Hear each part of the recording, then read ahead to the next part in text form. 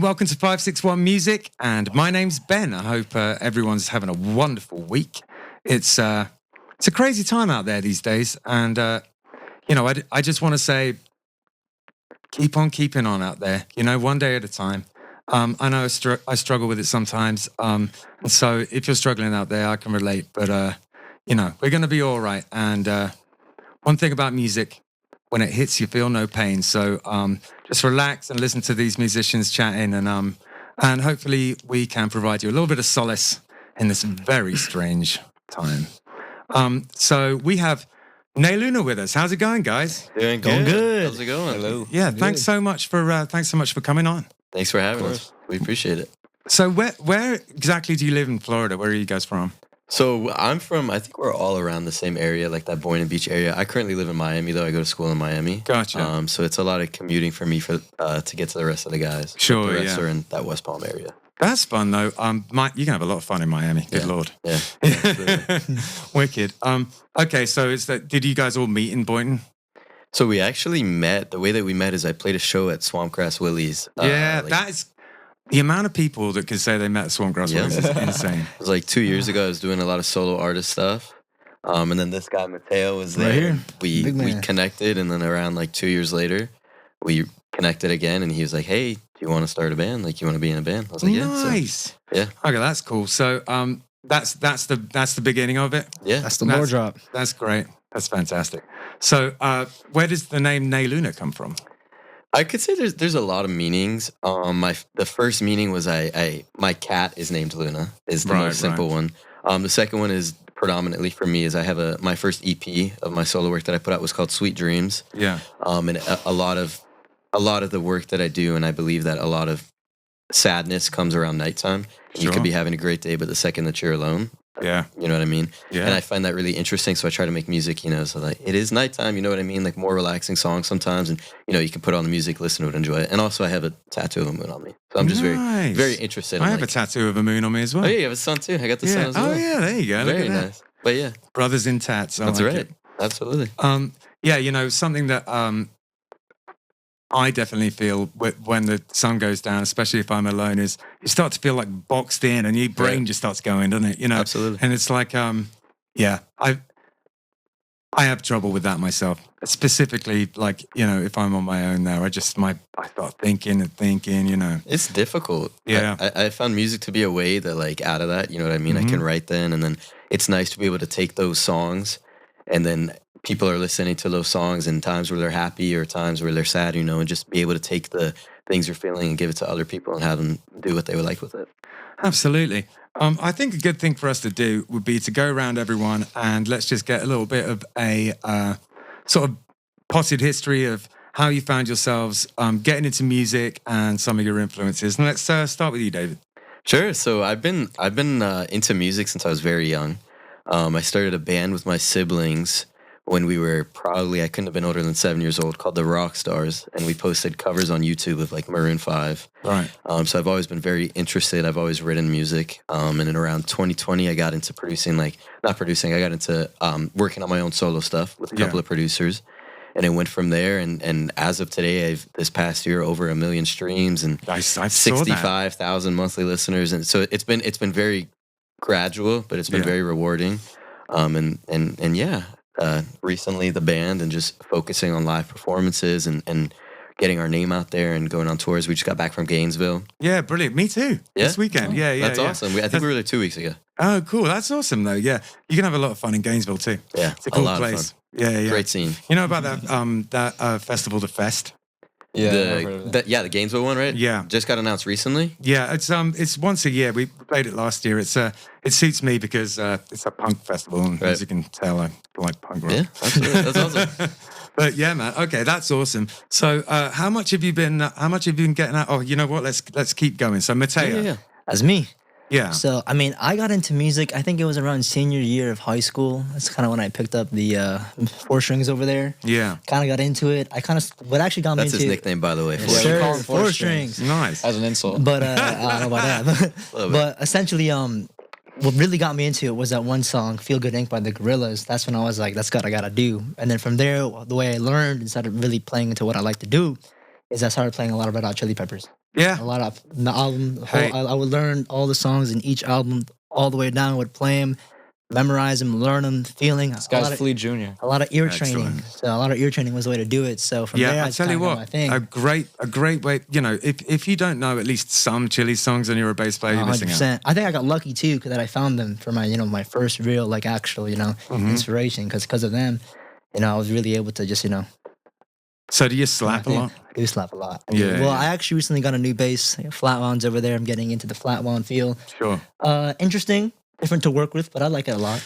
Yeah, I have a bit of a love-hate relationship with flat mouths. I like playing them, but I think if I have my choice, it's a niche for him. It's really, it's good Good at for one. dub and stuff. 100%. It's very Yeah. dark. Some of his songs I like to use them on. Or Yeah. I will be using them on because I think it sounds much more better than my jazz. right? But like I said, niche. Yeah, absolutely. All right, Aaron, how did you find yourself getting into music? So I wasn't really into music at all until I was like 13, and one day randomly I was just like, oh, I want to play drums. Yeah, I started listening to some like pop punk music. I was like, oh, Travis Barker, I want to play drums. sure, yeah. And I was like, oh, this costs a lot of money, a lot of space, really loud. I'll just pick guitar because it's like more convenient. Gotcha, And gotcha. then, and then from there it was just started off with like metal, rock, went into like more Hendrix, SRV type stuff. Yeah, cool. Indie, all that stuff came later. Okay, so you enjoy like the blues rock kind of like Blues rock, kind of metal, indie, a lot of stuff. what would you say right now is the type of guitar that you're looking up to the most? That's tough. I find myself nowadays looking at a lot of Van Halen, which Yeah. doesn't really help me for this band. But Van Halen, I would say like Eric Johnson, Mhm. SRV, which is like more recent for me. Yeah, I think you those play are any big ones. jazz? Not really. I can like fake a little bit of jazz. you know, Sure. I play think there's a some- lot of yeah. us who are in that situation. Yeah, exactly. Yeah. But not really. That's cool. All right. So, David, where does the desire to write come from? How did you find yourself needing an outlet? I think it's very emotionally charged. Yeah. Like I think a lot of times in life, even if like I don't have like necessarily a tragic backstory or anything, like I would say I consider myself very grateful for the upbringing I've had and everything. But I think regardless of that, there's always going to be things that get to you. Yeah. And for me, like growing up, I was bullied a lot, and there was I don't know. I think any artist can tell you that like at a time in their life that they were bullied for what they did or for what their dreams or their aspirations. But I would say I mostly like just looked up to, like I would watch a music video, I would see something, and for me that was always like, okay, like that's what I need to do. Yeah. Okay. So it was always like I was very inspired early on, like Maroon 5, Yeah. like early childhood Maroon 5, and then I got more into like 21 Pilots, Panic at the Disco, a little bit more emo, and Right. it's really grown from there. I love Panic at the Disco. Yeah, they're good. great. You know what? I don't sniff at 21 Pilots either. They got their moments for sure. They definitely do. They have a lot of variety though. I Yeah. think they have a lot more. Their earlier stuff's a lot more rap, sort Yeah. of alternative, but they've definitely landed in a more like rock almost. I would Yeah. say now. Totally. Something that I'm curious about is that I had a little bit of a listen to your solo stuff versus the band stuff, Yeah. and what would you say the main difference is, and why did you choose to go this direction? I would say it's very easy to say. I would say it's indie versus indie rock. Sure. So I think it's a lot easier to like, because also all of my songs were either recorded in my car. Mhm. I had a 2014 Honda Accord that I recorded all my songs in. Really? Yeah. How does that work? So I would sit in my car, I would turn off the AC, which Mhm. is the Florida sun. Like sometimes it was very hot. So Yeah, I'd yeah. sit in the AC, and other times I would write the songs as I was recording them. So I would like have Logic on my laptop, Mhm. and then I would just have a mic. I would hold a mic in my hand, and the other hand was a pop filter. Very interesting. I got to say, that's not the worst idea in the world, because everyone does the car test, Right. you know, and you just went straight to the car test. Yeah, yeah. It cut out the middleman there. Yeah, yeah. But yeah, that was the way that I got into it. And obviously, like when I first started, I would record in my bedroom. Right. And I was 14, 15 years old. I couldn't be loud in the house, so it Sure. had to be very like melodic, slow. Mhm. And also, I didn't really find my voice. I don't think until more recently. I think it'd be surprising if you did. Yeah, You know, like I don't think anyone's really like owning their voice at like 14, 15. You know Sure. what I mean? yeah. So Yeah. it was a lot softer, and I can get into my lower register a lot easier that way. Yeah. So it went to that, and then with the band, the main thing I would say, the main reason we are indie rock is because number one, we enjoy it. Yeah. And number two, because you can't be playing a show when you're singing very quietly. Like Well, yeah, that's it. And it's still more fun, isn't it? You know, just It rocking is. out. But I think the vast majority of venues that you go to, if you're singing very quietly, like a slow bedroom pop song, and you have people playing loud guitars with their amps turned up all the way and a drummer, you're not Yeah. gonna be able to hear the vocalist. Yeah, that. And also, you just don't want to be like owned by the other bands. You know, Exactly. you've got to have some. Which has Yeah. happened to us in the past, like, or we thought it would. Like, you know, we play with like these metal bands on the same show as like us, like an indie band, and we're like worried, like, oh, you Yeah. know, hope I this think doesn't just go so well. long as you got a little bit of pep in your step, it doesn't Absolutely. really matter. Doesn't really matter the style of music you're playing. It's more about how tight are you. Because if you can really Yeah. punch the, you know, if you can really like play your songs, it is underrated how important it is being able to play your songs. Right. No, I It's so agree. I surprising how many agree. people can't. Yeah. Oh, I've been on this wave. Yeah, totally. I was, you know, that's something that I will go to my grave with it, which is like, you know, before you write that sort of like next 20 songs, learn the ones that you've already got well. Of course. You know what I mean? 100%, I also say I think that a big reason why we sound different is because of all the different inspirations coming in. Like our drummer who is in here right now, Evan, R.I.P. is like, yeah, R.I.P. Evan. He's like a big metal drummer, very much like hard rock, heavy metal. It was kind of a stretch to bring him into this band. Like we were trying so hard. He was like, nah, man, it's too soft. And we got him. But yeah, he's very much like more heavy. So it gives it some. Oh, 100%. He's a great drummer too. Yeah. And then I think we all, you know, even Red Hot Chili Peppers, there's a lot of energy to Yeah, it. low key. Yeah. Absolutely. And a lot of the music I was listening to, a lot of the metal, a lot of the pop punk. A lot of it is, I Cool. think, the stage presence and the way you go about it as well. Sure. Because I think the reason that we can fit in with those like more alternative rock, heavier lineups is because we can get the crowd going in the same way they can. Yeah, Like, I exactly. don't know, I get it. Like, you know, look at someone like the Libertines who, you know, that if you listen to the music on the record, it's not like super mental, but then you see them live and you feel like you're watching Right. like a punk yeah. band. It's You You know? can also be change fun. the way you play it. Like, Yeah. We do play a lot of songs differently. Yeah, live. Yeah, we like do, we play yeah. Chest Pain by Malcolm Todd, which is a pretty soft song, I would say generally. And then, but then our inspirations come out in the way we play it live. Yeah. 100%. Like we play a lot heavy more, indie rock, a lot yeah. heavier than it is on the record. Yeah, that's all. And, you know, it's not a bad way to go about it either because, firstly, you have a different experience if you see him live versus listening to it on record. And secondly,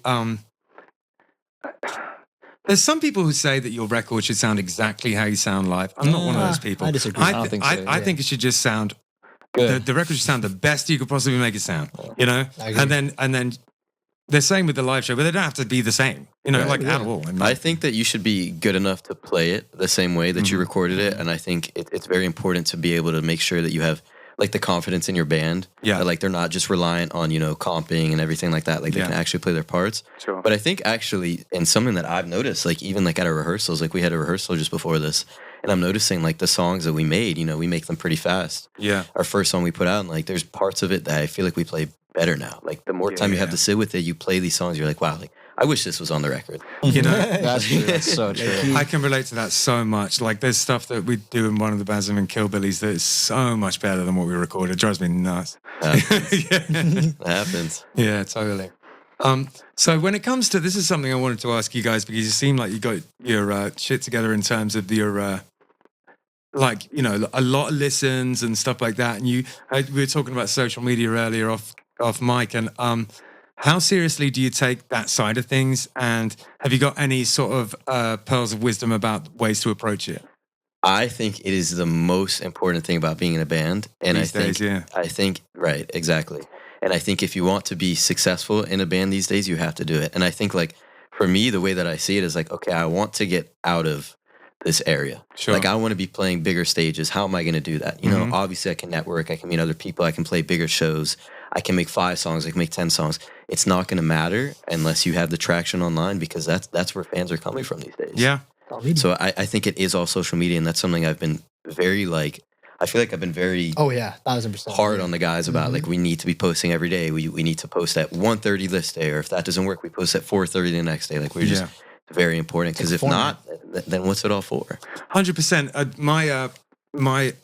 We have a colleague, Danielle, who does like the lion's share of our social media. I don't know what I'd do without her because she's just rigorous with it. And if we do something like sort of post at the wrong time or something on our stuff, she's like, freaking out about it. It's like, no, the algorithm. Yeah.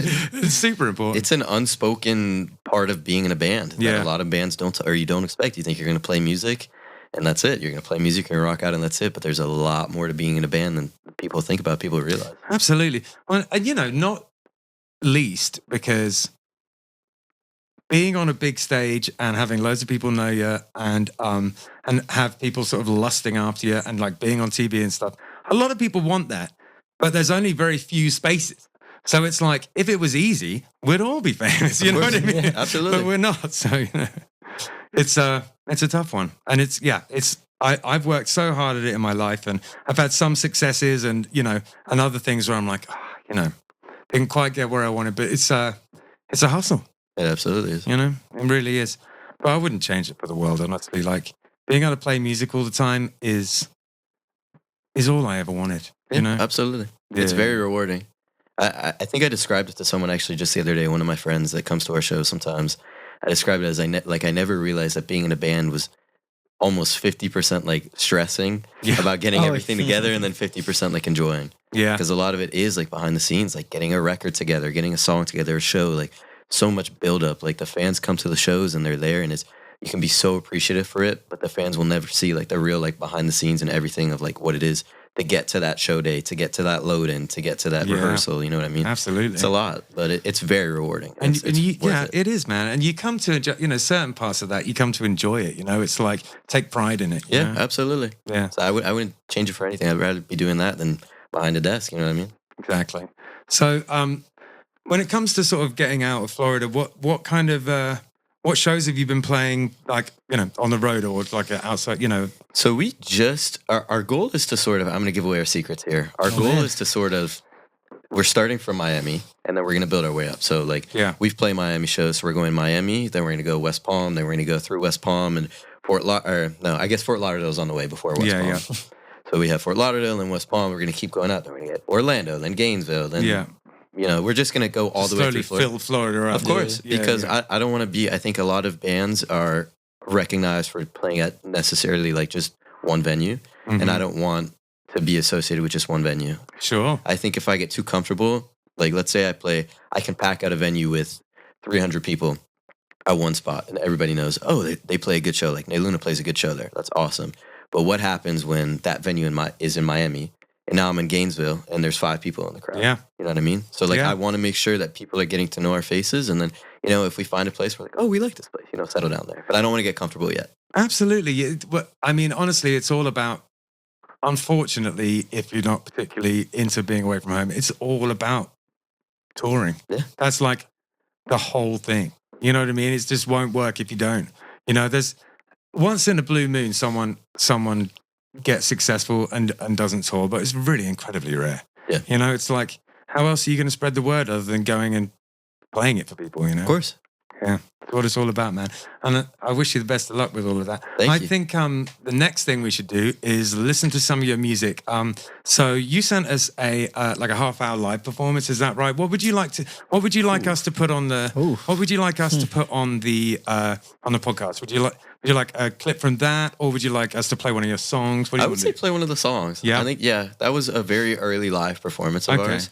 And I think it doesn't reflect us necessarily now. No, totally, yeah. Okay, which song would you like? I would say play the band song. I would say play Don't Give Up on Me. Okay, brilliant. So we're going to listen to Don't Give Up on Me, and then we will come back and we will talk about it and a couple of other things. So see you after this song. Yep. I can't stand up on my own. I just crumble when you call.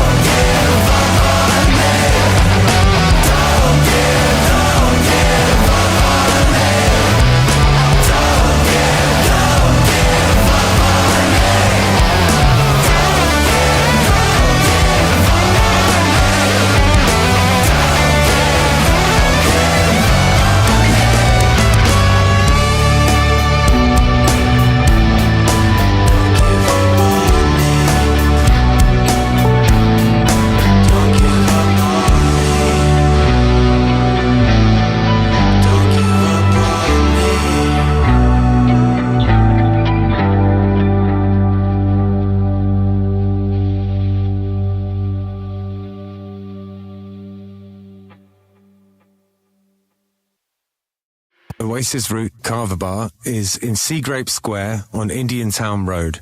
And it is a Kava bar. If you don't know anything about Kava, it's a Polynesian root that you grind up and you mix with water. And it has been in Polynesia for potentially thousands of years. It's an old thing that they used for kind of ceremonial and also sort of leisure purposes. It's meant to be something where, that brings people together. You all take a shell of kava and chink them together and say bula and have it together like that. It's meant to be something to bring people together.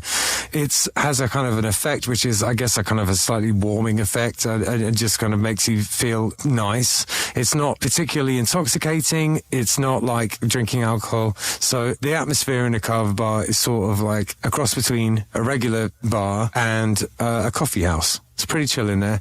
You get all sorts of different types of kava bars. Some of them are more like a club, there's sort of like blacklight and EDM playing. And some of them are more like a cafe. This is one of the cafe type of ones. It's super chill in there. If you're looking for somewhere to, I don't know, maybe go and do some work on your laptop or go and have a chat with friends, it's perfect for that kind of thing. There's a foosball table in there if that's your jam, or baby foot as they call it in France. Yeah, Jim, the owner, is a really cool guy, and he has very kindly sponsored our podcast. So thank you very much for that, Jim. They also do a poker night in there. All sorts of things going on at Oasis Root. Welcome to 561 Music. We have some very exciting news. You may have noticed that the podcast is being hosted from a different place. That place is the 561 Music School and Studio. Justin Hucker has changed the name of his school from Live Music Community to 561 Music School and Studio. We have joined forces and now everything has the same name. The podcast, the festival and the school are now all under the umbrella of 561 Music. If you've been listening to the podcast for a long time, you will know that every week in this spot, we used to do an ad for Live Music Community. Now, Live Music Community has become 561 Music. We are still on North Lake Boulevard, but we have moved to 524 North Lake Boulevard, Suite A, North Palm Beach, Florida. It is east from the old location, and boy oh boy is it an upgrade. We now have a studio that is far bigger and more advanced.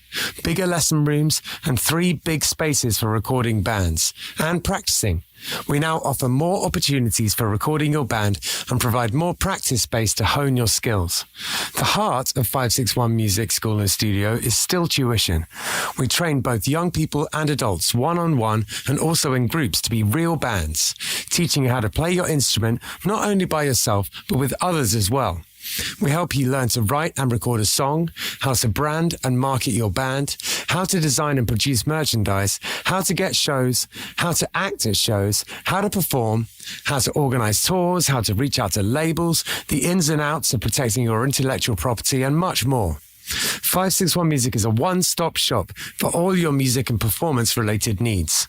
We are also set up to help you record music videos, how to manage social media, how to create content for social media, and everything that is required of a person trying to break into the music industry in 2025. Come by the studio at 524 North Lake Boulevard in North Palm Beach and check out the new digs.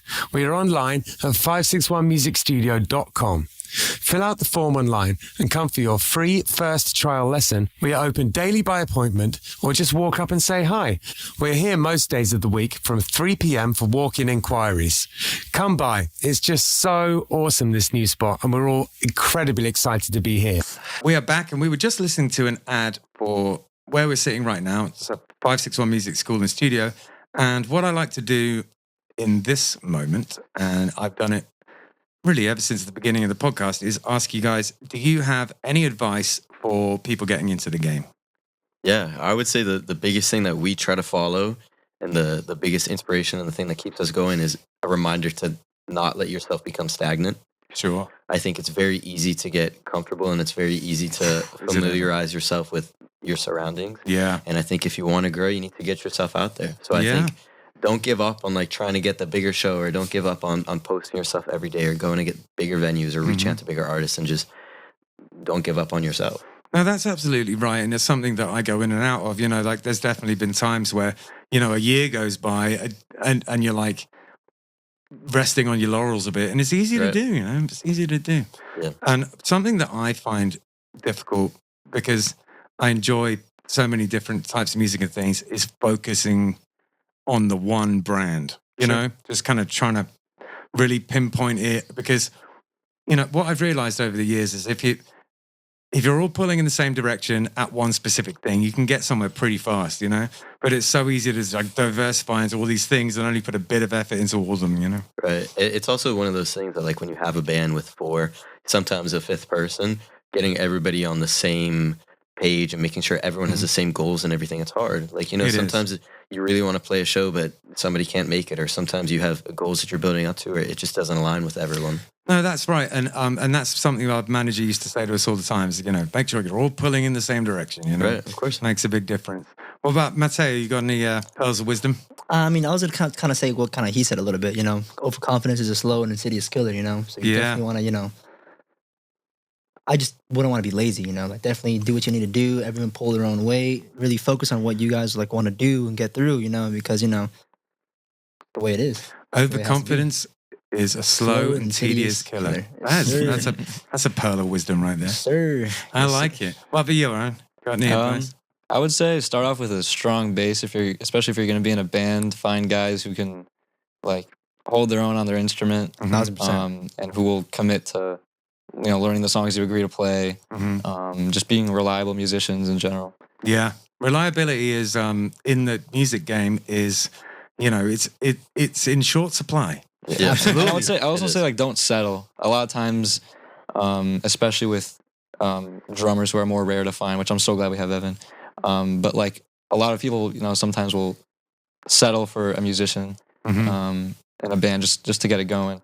But I would say take your time finding your people, because once you do find your people, it's.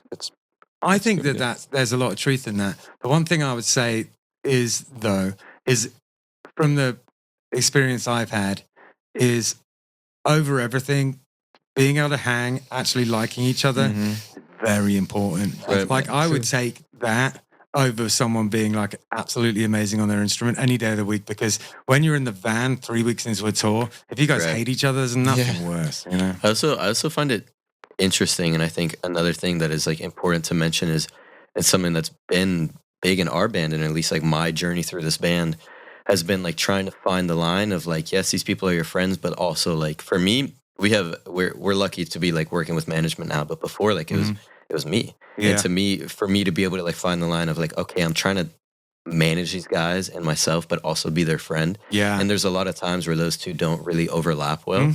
Yeah, and so I think finding the line where, okay, like we all have respect for each other, but we all understand that like we need to get things done, and to be able to delegate those tasks out to people and make sure everyone gets their shit done. Yeah, like you're right. Thanks. You guys are young, and it's at that point, it's harder to see who is the kind of person who will take it seriously and who isn't. Like by the time you get to my age, it's like the people who weren't taking it seriously have fallen by the wayside. You know what I mean? So it's a bit easier to tell. But I remember just the difficulty in finding people who wanted to take it seriously when you're younger is, that's a huge challenge. A lot of people want to play the shows, but a lot of people don't want to come to rehearsal. Yeah, exactly. That's the best way to say it, I think. Oh man, yeah, that doesn't ever go away. Yep. Oh god. Yeah. So that's great. So let's talk about the two songs. So we listened to half of two songs that you. Well, it depends on how I end up editing it. Maybe I'll just put the whole of both of them. I haven't decided. But let's talk about them. Sure. Can you tell us about these two songs? Yeah. So the first one is "Don't Give Up on Me" is our first song that we made as a band. Came out just around a month ago, and we recorded it at Succulent Sound Studios, Shout out just Monty. in Green Acres. Sick.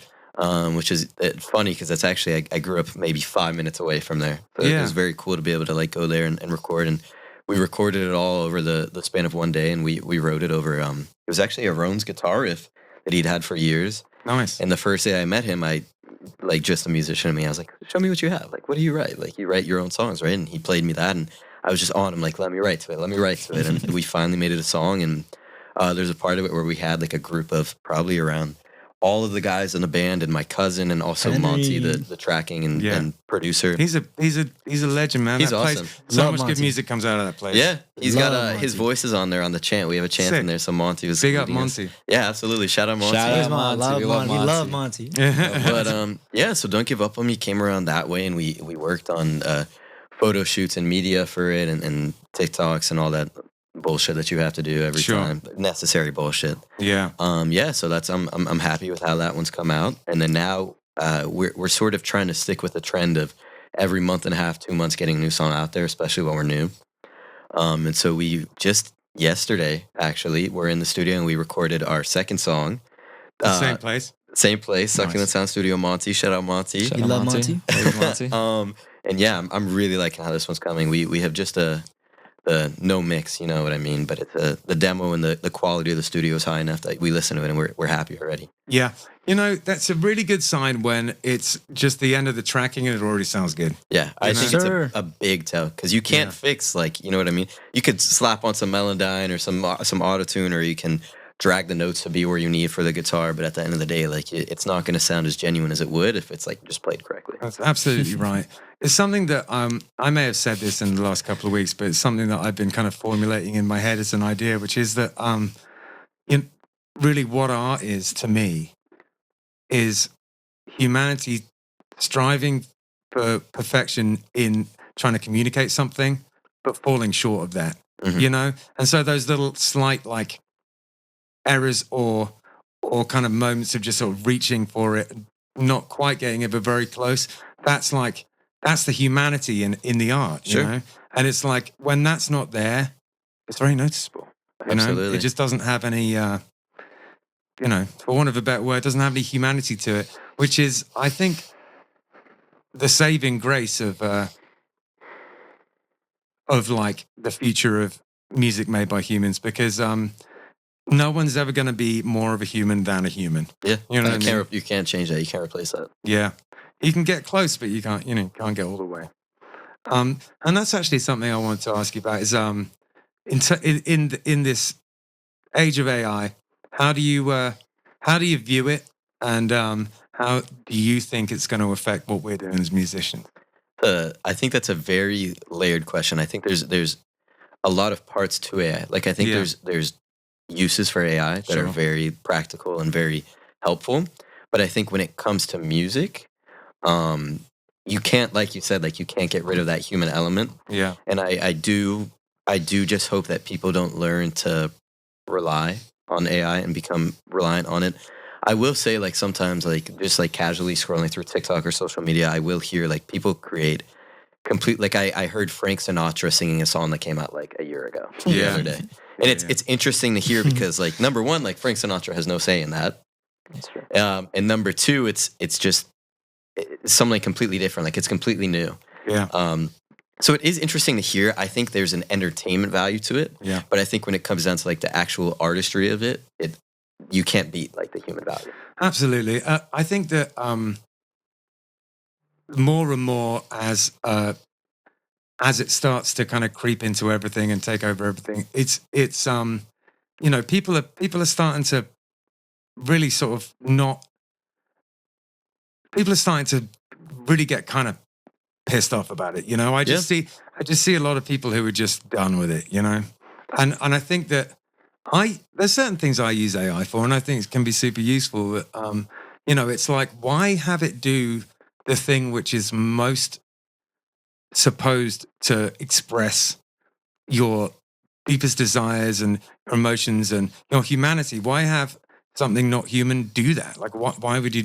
I don't understand it. I think for me, as long as somebody's not trying to convince me that it is human, Yeah, it doesn't necessarily bother me. Like, I was in the car with my girlfriend a little bit ago, and there's like an AI song that like popped up, or I was showing it to her. She was like, she's an artist. She's like, turn it off, turn it off. right.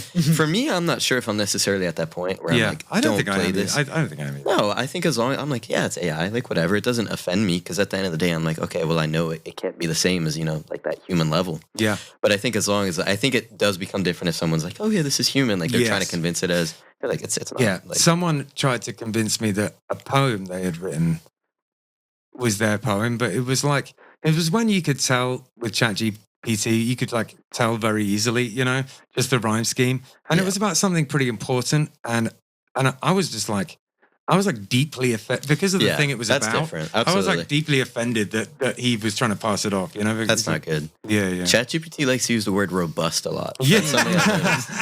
When you could tell, like it'll use words like robust, or like it'll use the M dash a lot, or just Yeah. like there's It's- certain yeah, things you totally. can tell with. And when it's writing songs, they always sort of sound like like swords and sorcery kind of barroom sort of like because it has no sense of melody. You know what I mean? Like Yeah. it can write something, but you can't copy melody in that way. Yeah. And it can't. I don't know. How do you explain melody to a robot? Yeah, totally. The things that I use it for is like with the animation I'm doing, I found it really, really useful to just ask it questions about Blender. You know, Sure. it's like it as a tutorial thing is like super Of course, helpful. absolutely. Yeah. But you know, you guys are, you know, I keep saying this, but you guys are a lot younger than me, so it's like, you know, you're going to grow up with it, kind of thing. You know what I mean? And I think that's slightly, or you're going to spend the you know, a predominant part of your adulthood with it already being there. So, Right. you know, it's a bit different. It just kind of showed up for the first time when I was like 40. You know what I mean? Yeah, that is. And in some ways, we already have grown up with it. Like Yeah. I remember in high school when the first available AI tool, I'm pretty sure, was like Snapchat AI. Yeah. I remember the second that came out, I was using it for like everything, and nobody knew about it. Yeah. So in some ways, we've already grown up with it. No, that's true, man. All right. So, what's next for the band? What are you guys doing? What are you guys doing next? Next will be the release of the second song. Mm-hmm. That'll probably be within the next month or so. And then we're going to put out one more song after that. And then we're going to go away for a month or two, not away from shows, but just from releasing songs. And we'll be back in the summer with an EP. Nice. So we're going to have an EP in the summer. And throughout this next span of until summer or through summer, we're going to be playing shows all throughout Florida. We're trying to set up a show in South Carolina, of all places cool. right now. Just really continuing to get our feet planted in the ground and meet people and make connections and keep scaling up, hopefully. Or if Yeah. not scaling up, then meeting people who are good connections locally. Yeah, excellent. That's fantastic, and I wish you all the luck in the world. Have you got any shows? Have you got any shows coming up soon? This Friday, we're going to be playing at Kelly's Pub. Right. We got a pretty cool lineup. We're going to be playing a little Valentine's Day show. Nice. So yeah, that'll be a good time. That'll be a One for blast. the ladies. Yeah, absolutely. Yeah. Excellent. Is there anything that you you know, we're sort of like winding to a close now. Is there anything you want to say before we get out of here? Anything on your mind? I'll let you guys take it first. Anything to say before we leave? Shout Yeah. out Evan. We love Evan. Yeah, shout out our drummer. We love that guy. Aw, God. Poor Evan. guy, couldn't make it. Okay, RIP. Yeah. Oh well. I Bless would, him. yeah, I would say to like just close things, like make sure that you're not letting yourself, like I said, become stagnant. Don't let yourself repeat the same patterns over and over, because if it's not working for a reason. Yeah. So let yourself get out there, meet those people, post that video, and yeah, just keep letting yourself explore new places and go new places. Absolutely. In AA, right, there's a thing that they talk about, which is like the 10,000 pound bone, which is like just how difficult it is to make a call sometimes, you know, especially if it's like sort of something you feel awkward about. Right. And it's not specific to this, but it kind of applies in the sense that like that thing that you feel uncomfortable about doing, like reaching out to that festival or calling that promoter, just do it. Get it done, you know, like don't be afraid of it, you know. Absolutely. And, yeah, so you know, I think you guys have got a great work ethic. Sound like you're tenacious and brave, and I applaud it. Thank you very much. We appreciate that a lot. Yeah, wicked. All right, well, thanks so much for coming on, and I'll see you. Thank you for having us. Yeah, I can't wait to come and see you play live. And Yeah.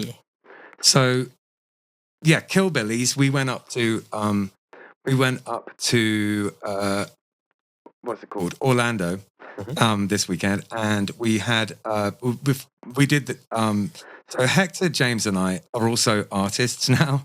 I can actually say that now I'm like a professional artist, which is crazy. Anyway, we did a chalk festival, and we did some great art. So if you're curious to see what we were doing with that, go on the Killbillies social medias and check it out.